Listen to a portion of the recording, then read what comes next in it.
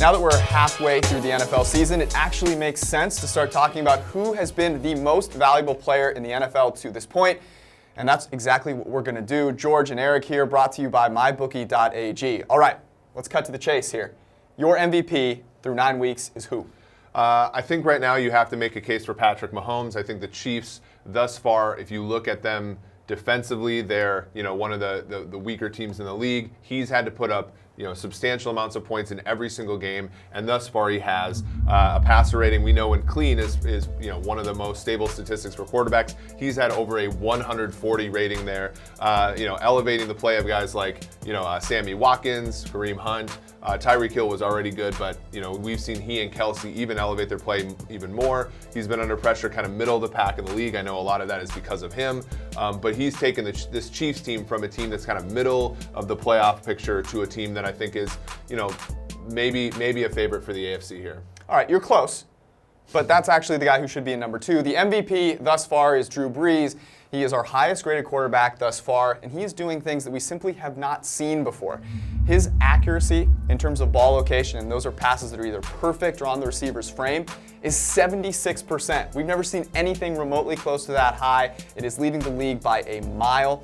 And what's impressive about that is it's not as if he's always throwing to open receivers, which is something that Patrick Mahomes has benefited from. So Mahomes has had the benefit of Andy Reid in that system, which is allowing him to throw to guys with a step or more of separation on 92% of his targets. That leads the NFL. So I'm not trying to dock what Pat Mahomes has done, but when you're talking about what quarterback is truly the most valuable, I think it has to be Drew Brees here. And if this were a coach-quarterback combo, I do think Andy Reid and Pat Mahomes do get it. I'm not saying Mahomes is a system quarterback now. Be careful. This is MVP. I think he's number 2.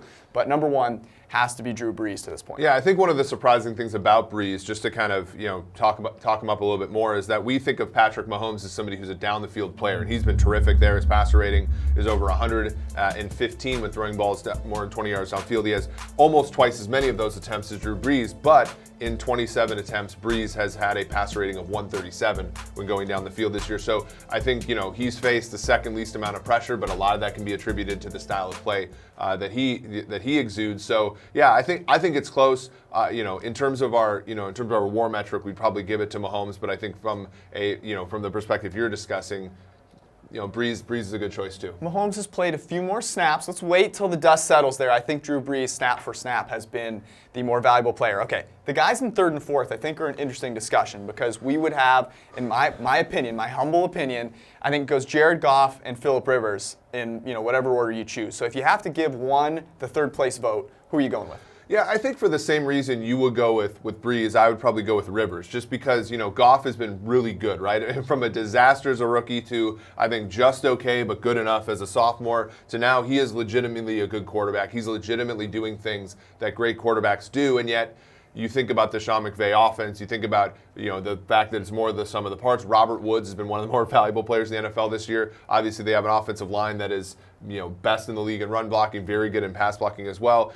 I think you get some support for Phillip Rivers with Keenan Allen and company, but he is simply, I think, by himself, I think a little bit better if you control for all the other factors than Goff has been. Yeah, I'm going to agree with you there. I think Goff benefits a lot from what McVay does. He gets to his next read more than any other quarterback in the NFL. I mean, he in some games has had the opportunity to sort of lay out a picnic blanket and put together lunch in the pocket. It's sort of impressive.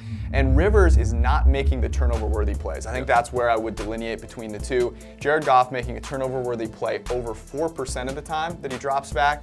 Phillip Rivers at 1.49. So I think that's where the difference lies. If I am taking the guy that is more valuable, it's the guy that's going to put up really high quality throws, but also limit the turnover-worthy plays. I think with Goff, that is probably the one worry that you've got going into the latter stages of the season in the playoffs. Well, and we saw that against the New Orleans Saints, right? So down by a score, he throws an interception at the end of the half. It really put his team behind the 8 ball. You're not seeing that as much with Rivers this year, and it has been something that Rivers has been characteristic of at times in his past. He is also producing a pass rating over 130 when throwing the ball deep.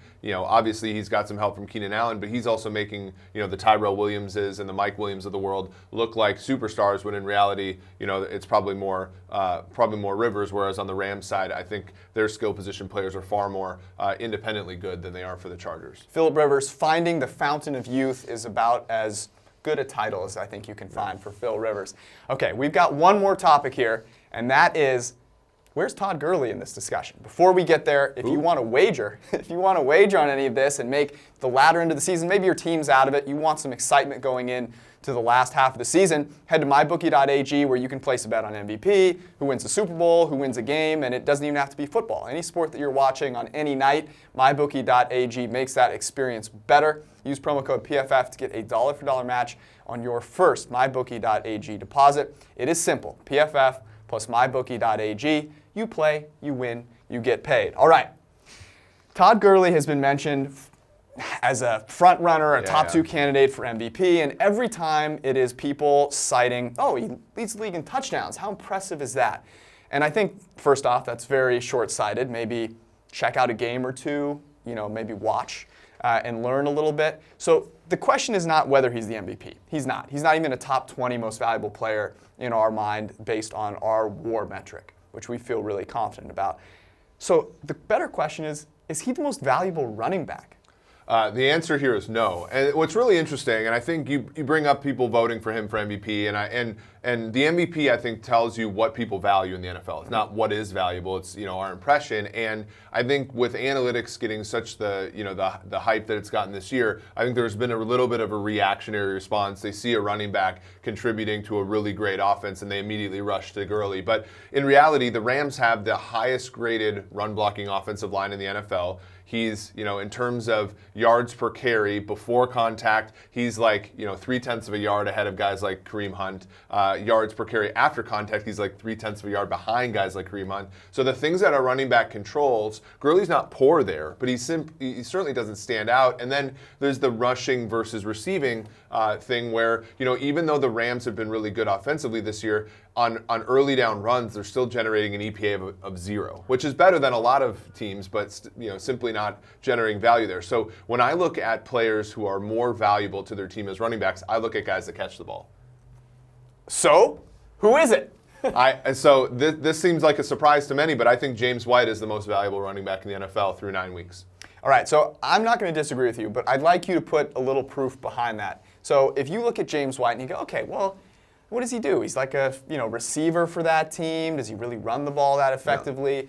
But with the passing game being so important and what he does for that passing game, I think you can make a very substantial claim that it is James White, and it may not be particularly close. Yeah, so people look at James White, and this might, hopefully for people, it comes back around to how valuable Gurley is or isn't, right? But like people see James White, he's an undrafted player, he barely played early on in his career for New England, and even when he did, he was in a rotation with other backs. But now he's 8th in terms of snaps played by running backs this season. But in those snaps, he's been terrific, right? He's leading all running backs in receptions, right? He's 2nd in yards per carry or yards per reception after the catch, which tells you he's also going downfield on those receptions a little bit more.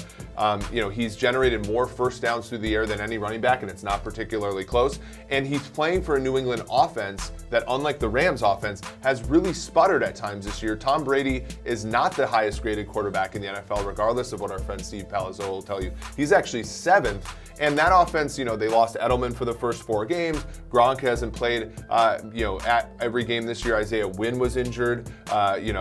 Josh Gordon is kind of like working his way in. He's really been the one steady player offensively for New England, scoring touchdowns, even adding a little bit of rushing. And the New England Patriots are quietly averaging 30 points a game offensively, which is 4th in the NFL. So, you look at the one steady thing here, and it's been White. Yeah, I'm going to double down on that. No running back has graded positively on a higher percentage of his targets than James White, and he's also had the most targets. So that's a hard thing to do, be both productive and efficient at the same time. And here's the cool thing about James White. I always look at this with running backs. How far downfield are they targeted? Yep. Because that really tells you kind of what sort of value are they able to generate just by catching the ball. And he has an average depth of target 2.7 yards downfield. Todd Gurley, just 0.2. So what James White is doing is actually getting downfield and then making catches. And despite catching the ball deeper downfield, he has 2 drops. Todd Gurley has 4 in far fewer targets. Yeah. So I think that tells you sort of all you need to know about that comparison. Todd Gurley's not bad. No. He's fantastic, right? But so is that offense, and he has the benefit of playing within it. To close out here, I'm going to ask you a question. I'm going to name a running back, and you're going to say you think he's more valuable or less valuable than Todd Gurley. Saquon Barkley. More valuable. 25 missed tackles in the passing game. He is the only running back with more yards after the catch than James White. Yeah, about 20 more missed tackles than Todd Gurley, in fact. Christian McCaffrey. More valuable. Alvin Kamara. More valuable. There you go. So I think Todd Gurley, he's great, but top 5, top 6 running back, that's where we'll settle. If you want to yell at us, you can visit Eric at PFF_Eric or anyone else at PFF besides me. I don't even have a Twitter, so don't even bother. Head to ProFootballFocus.com for more of our content and check out the PFF Forecast, our weekly podcast on Thursdays, and we do a special one on Monday mornings too. So check that out.